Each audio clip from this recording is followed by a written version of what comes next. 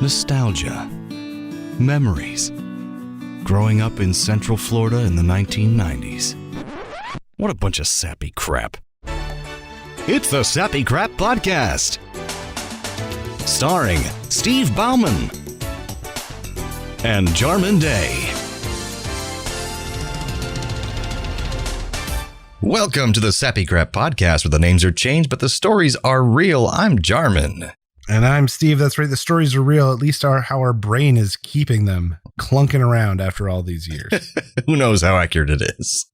And we're here to tell stories that only two long-term best friends can. And what are we talking about this time around, Steve? That's right. We're going to take a tiptoe down memory lane and talk about getting in trouble. Oh, yeah. Every kid did it. Every adult does it. I mean, I can't remember the first time I got in trouble. I'm sure I've gotten in trouble a lot as a kid because I was pretty snarky and pretty sassy as a little kid. Troublemaker, as it were. What about you? Were you kind of getting in trouble a lot? So my first memory of getting in trouble, and this is very vague. Yeah, it would be. I think I was 3 or 4. I was at, I don't know, some sort of child care of some sort. Maybe in a church rec room or in someone's house or something. I remember some kid took something I wanted and I went over and I got it back. And I remember that was not good. And I remember I had to spend the rest of the time sitting on the big couch next to the lady watching us while everyone else got to play. And I was not happy about that. Because you forcibly took something back that you wanted. Because I wanted it and he took it from me and I wanted it bad. I mean, that's a natural instinct. But I just remember being real mad that I had to sit on that couch. I have things like that are like stories that my parents always tell, but I don't remember them because I was too young. One being I was in a bank with my mother and she's holding me by the hand. We're waiting in line for the bank teller. And there's this very large woman in front of us. And I think my little eyes had never seen someone that large before. And so I just turned to my mom in a regular volume and say, "Mom, why is that woman so fat?" So wow. My mom was like, shut up. Shut up. And then I was at church around the same time. Apparently, my parents always tell this story. It was this big camp meeting thing that my Georgia family would do, where they do this big outdoor camp meeting during the summer where there's a pastor, fire and brimstone kind of pastor. Yay. And he went and gave like a long sermon. And I'm like 4 or something. And then he stops talking for a while. They sing a song. It gets real quiet. And I just yell out, "Mom, is he going to preach again?" So she's like, "Shut up, shut up, shut up. Shut up, shut up." So yeah, I got myself more my parents in trouble than myself at that point. Fair. So I was thinking about like trouble at school. Did you ever get in trouble with teachers? Oh my goodness. I think we've talked about some of it, but yeah, I certainly had. I think I only got like 1 detention my whole time in high school, and it was in 9th grade. And it was for talking in class. Oh yeah. It was my 6th period no nonsense teacher who taught social studies. And I remember she gave me a detention that was basically I had to stay a half hour after school. And I remember I tried to explain to her that I had concert choir, which was a 7th period class. That was a class I needed to go to. Right. And she was not having it. And so I was like, "So you're going to make me miss my class?" And she was like, "Yeah, you're going to miss it. You got attention." I was like, "Okay, one adult is telling me to do something and I guess I have to do it." So I did it. And then I get to concert choir like 2/3 of the way late. Mr. J is pissed. And he like stops. He's like, "Where were you?" I was like, "I had detention." He's like, "You can't just miss my class. It's a class." This is high school? I tried to tell her it was 9th grade. Oh my gosh. I was like, "I know." I tried to tell her. And I think he actually reached out to her via email or something. Because like a few days later, she's like, "Well, if you get any more detentions, you're going to have to come and serve them in the morning." And I was like, "Okay, that's fine." Yeah, because you don't want to get in his way of his class. That's not going to happen. I tried to tell you. It was a class. Like, it wasn't like, it's not an elective. I get credit. I have to go. I would have looked at him and like, "Hey, if you want to tell my teacher of that class that you want me to miss and go to detention, that's on you.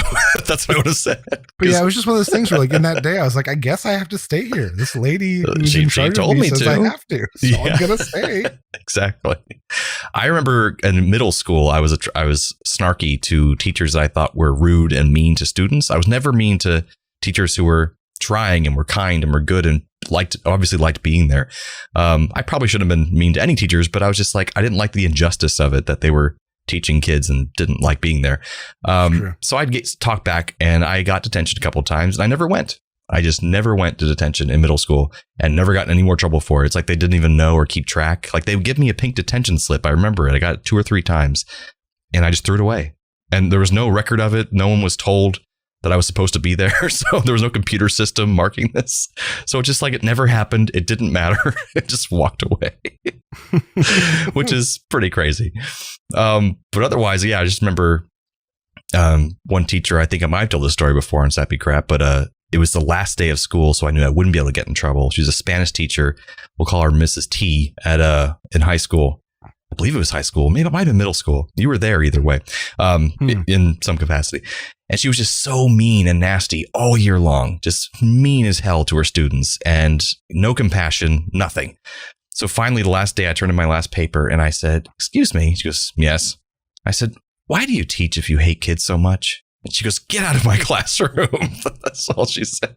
Nice. I love that story because I really wanted to know, like, why would you be here if you hate children so much?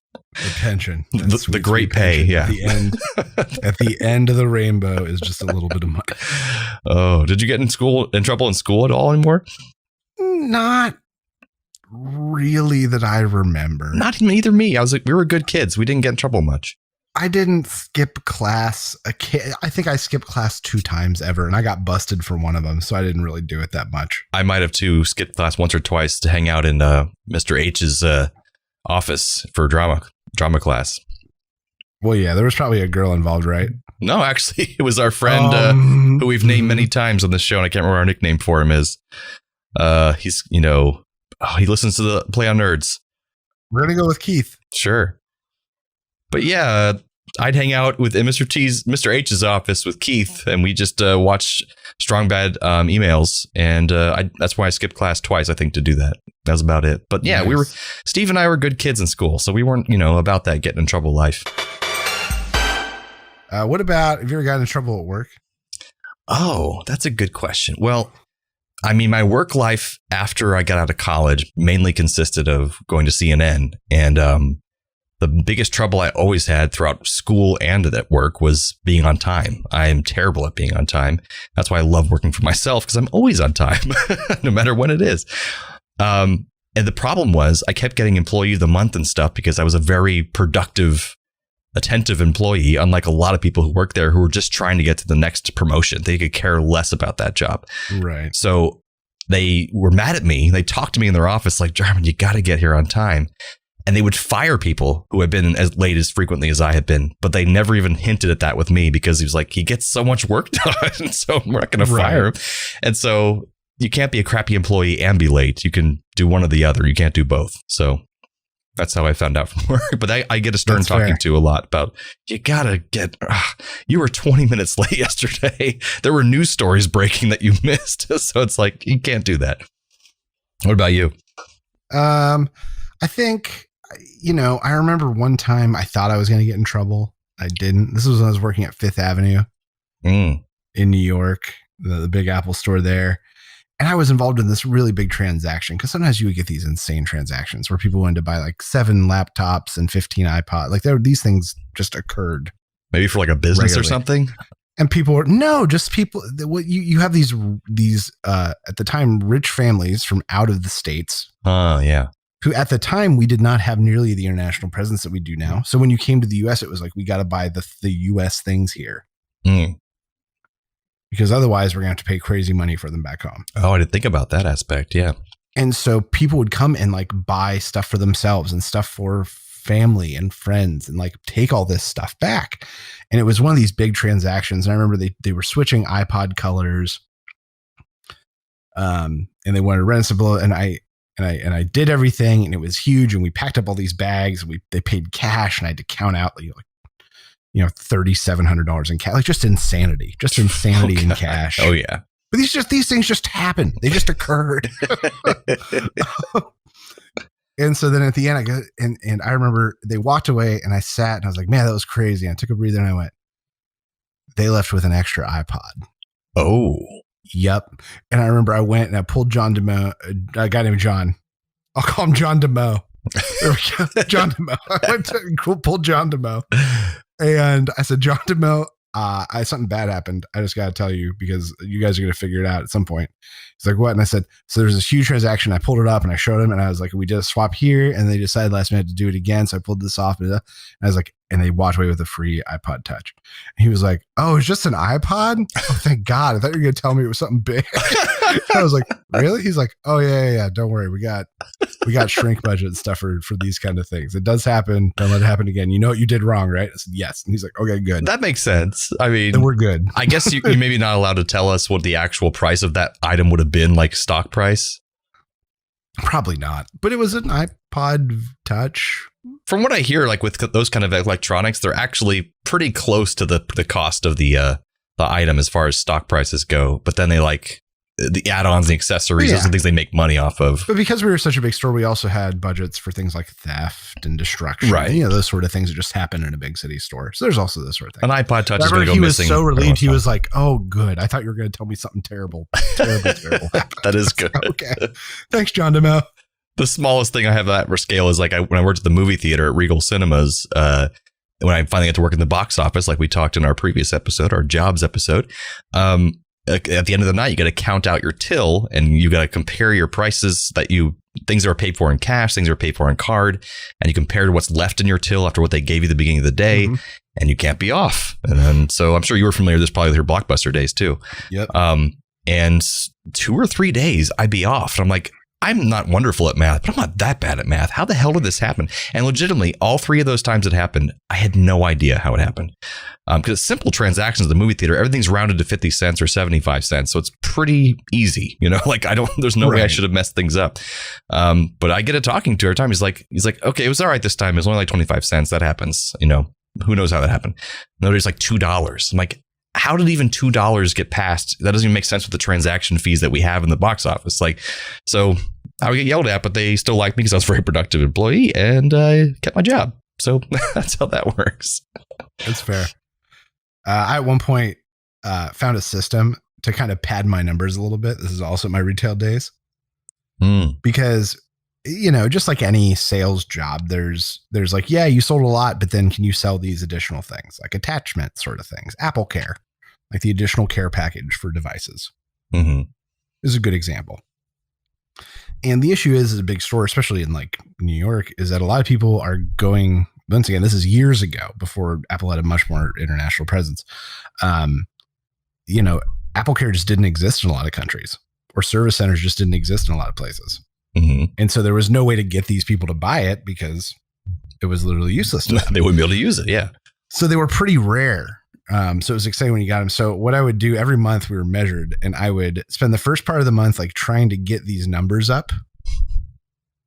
And then once I hit like a certain percentage, I would go and sell iPods the rest of the time, which they didn't really care that much about, but I would still keep really high sales per hour. And I'd keep my attachment rates looking nice. Gaming the system. And so everyone was happy. Everyone was happy because I was a big earner and I was hitting the right marks. And so everyone kind of left me alone. You're hitting all the arbitrary numbers. It's good. And I remember my boss kind of caught on to it at the end. He's like, stop doing that. And I was like, I know, but no one wants to work in the iPod section. I'm just doing a service. I'm the one guy who wants to go work in the iPod section. I'm helping out. I'm your buddy, man. I'm your man, buddy. I just remember one other time I got in trouble at CNN was I worked in a section for a while called Video Review, where tons of raw video content comes into CNN, and you have to. Our job was to label the video for later archiving. So there's a video of like just bombings going on, and you're like, okay, you have to figure out where this video is from, the location, the date, and the source of the video. Like, was it a local affiliate that got this video? Was it the Associated Press? Was it Reuters? And so I got this video of, I think, an interview or something that was from the West Bank in Palestine. And so I hadn't read this information or known this because I was, I was only 4 years out of college, maybe. And so I put West Bank, Palestine as the date line where it is and the date. And I put the source of the video. And I get someone from the newsroom comes running over and says, "When are you going to teach you guys how to do this job right?" And I was like, what? And he said, "Who did this video?" And I was like, "Me?" And he's like, "We don't put West Bank, Palestine. We could get in trouble for that. The government of Israel will be down our throats in days because you can't actually put Palestine as a country. Because apparently it's it's a region, but you can't, I put West Bank, Palestine, that means implying that Palestine is a country. Right. It takes a position. So basically it's like me, the little guy in the video review section would have caused CNN to publicly take a position on Palestine. It would have been terrible. And so I was like, I didn't know. He's like, read your instruction manual. I think it's like archaic thing from the 1980s. This manual that no one reads, like when we start this job. And so I gave it a look-see after that just to make sure I didn't do quick once over, But because you do those things so fast, they give us hundreds of videos to do this with, and like, so that one comes by and I'm like, West Bank, Palestine, cool, next one. I didn't realize the trouble I was causing. So yeah, I got in trouble for that one. So what about personal life here though? Like growing up with your parents and stuff, did you get in trouble that way? Yeah, occasionally. When I didn't want to do something, I'd try to lie about it, but I wasn't very good at it. Like chores or something? I hated piano. By the end, I just hated it. I remember at the end, it was down to the point where like I had whittled my dad down to 20 minutes of practice a day. And even that, I tried to skip as often as I could. That's me too. Yeah. By the end, it was bad. And I remember he like came home late from work and he was like, "Did you do your piano practice?" I was like, "Yeah, I did it before you got home." He's like, "Really?" I was like, "Yeah, I swear to you, I did it. He walked out. He's like, "Why are all your piano books still in your bag from class yesterday?" Oh, shit. It's like, you shithead, get on the piano. He figured it out immediately. And I remember my dad throughout my childhood, did not manhandle me a lot. Right.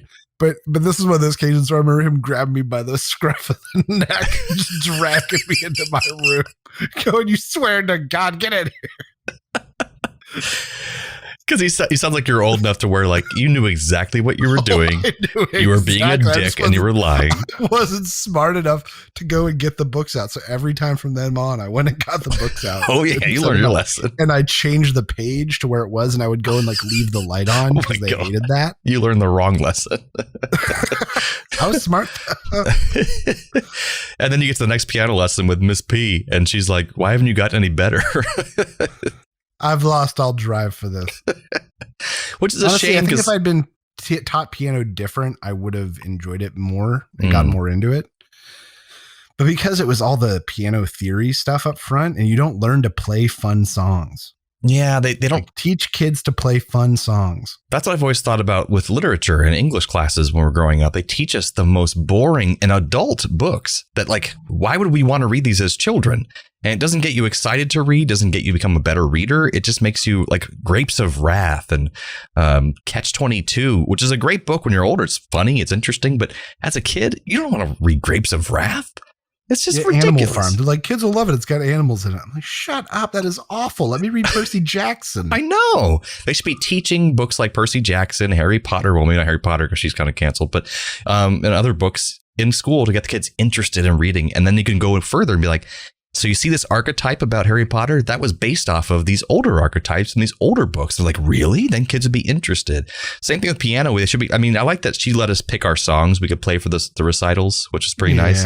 But beyond that, you're right. It delves into the boring stuff first and not what you should be interested in.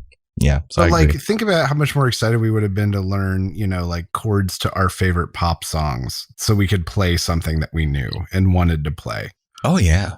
Or like if I was teaching it, like learning how the Pachelbel's canon chords are pretty much in every pop song all the time. If I didn't learn G, D, E minor, C until years later. Yeah.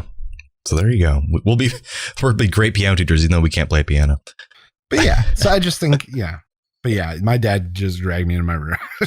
So that's the thing. Great. With my parents weren't. Well, I started off with my mom and my biological dad, and he was a crazy guy for a lot of reasons, but he wasn't an abusive dad or something like that, which is good. But he did do spankings because he was old school. He was born in 1939, so he was, getting spankings in the 40s, so he was getting spanked. So like we got in trouble, he would say, "You're going to get spanked when you get home." Like, no, we're fine. So if we got too rowdy, my sister and I, the big thing is he had the blue ruler, which is this big blue yardstick, basically. And he'd whap us a few times in the butt with the blue yardstick, and we'd cry and go in our room. And I will never spank my kids. But I see how that wasn't terrible growing up. And I'm not going to completely judge parents who do that and think they're monsters, but it's not something I'm ever going to do, because I think there's much better methods to discipline your children than hitting them with something. It doesn't make sense to me. The furthest I ever get is there are some times where I just have to manhandle Joyce. Manhandling, I understand. Like your dad, he grabbed you and said, "You're going to get your damn books out of your bag." But there's some times when I get out of the middle of the floor, I'm carrying your brother. Get out of the middle of the floor, I'm carrying your brother. You got to get up from around my feet. She's like, I'm a eel. And I'm like, you got to get up off the friggin' floor. Especially she's if like, you have I two don't kids. have to. And she's like, Dad, you stepped on my hand. I was nowhere near your hand. Stop moving. I have your baby brother. There are times where I just have to go, okay, get up off the floor. Just grab her and just pick her up. Of course. There's times I've got to basically remind her I'm still bigger. Oh, yeah. Yeah. I won't say who, but I know someone who is a very unstable female person. Small person. Okay, good. But she's a very angry person, and she's been in a lot of relationships where she has been the abuser in the relationship. And also with guys who are abusive to her, which is terrible. But there is one guy who she was with who was a total sweetheart. We met him and he was awesome. But then she pulled her same stuff again with this guy. And he's a huge guy, ex-Marine. But to his complete credit, the most he ever did was she was coming at him and she was going to throw his laptop on the ground. He took the laptop out of her hand, put his hand on both of her shoulders, and just physically put her on the couch. That's all he did. Sit down, please. Please sit down. And that's the equivalent of what you're doing with your daughter. It's like, I'm not going to hurt you, but I will move you out of the way. You have to go. You have to go. The last time Joyce and I had I'll say a physical blowout where she was just throwing a full-on tantrum. It was probably a year and some change ago at Nana's place, and it was I don't want to go to bed because we're at Nana's place tantrum. And she just had gotten too big to try to hold her like a baby. She just was too much struggle in that position. So Anna had to kind of give up, and I had to come in and deal with her. And she just kept pushing and elbowing and just would not stop trying to get out of my arms. And so finally I threw her up over my head in a backward straddle. So I had one leg over each shoulder. And she's backwards. So she's trying to hit me in the back and pulling at my shirt. And I just waited for 5 or 6 minutes. Oh, so she's upside down. You're holding her by the legs kind of thing? Yeah. And she just got tired from struggling and finally gave up. Yeah, because you think about it, your back is the place she could do the least amount of damage. She could just keep slapping. And suspending her that way, she can only struggle. She can't lift her body weight. And so I was sure, you ready to talk? Yeah, I'm ready to talk. Just tired herself out. That makes sense. It reminds me now that my mom told me stories of I would throw tantrums when I was a toddler, and she would sometimes just have to almost hold me down for a little while until I just tired myself out flailing around. And I finally okay, I'll go to bed. Okay. I guess the turtle PJs are okay. That's what you were angry about. Jesus Christ. That is what they're angry about. So I think when I was a teenager, the biggest trouble I ever got in, because I really was just not a troublemaker kid. I didn't do a lot of bad things. Was I was 15 and I think I had my learner's permit, and I decided to go see my girlfriend in the middle of the night. I was going to take the car and go see her at her house and sneak in her window. And, of course, my parents' window is right by the driveway. So they woke up and heard the car go disappearing. And they're like, I'm guessing they just knew immediately where I would have gone. So they drove with the other car to my girlfriend's house. knocked on the front door, woke up her parents, who then were finding that I was in their daughter's bedroom. Oh, no. And Scott, my stepdad, took me home. And so I got in trouble for that one. A long talking to. Because I broke the law by only having a learner's permit and driving a car by myself. And, seeing my girlfriend in the middle of the night with their parents not knowing. It's pretty bad. They were not stoked about that, I'm sure. No, it was not good. There was one time, I'm not going to say that we should have gotten in trouble, but I'm amazed we didn't. Mm-hmm. And this involved you and a girl you were dating called, we'll call her Ray Ray. Okay. Because Ray Ray was cray cray. She was eccentric. That's true. She was eccentric. And she drank at like parties and stuff. And that was not something that was really normal for you and I on a regular basis. That's true. And I remember you dragged me to some party because she was going to be there. And so we drove over in your mom's Miata. Oh, yeah.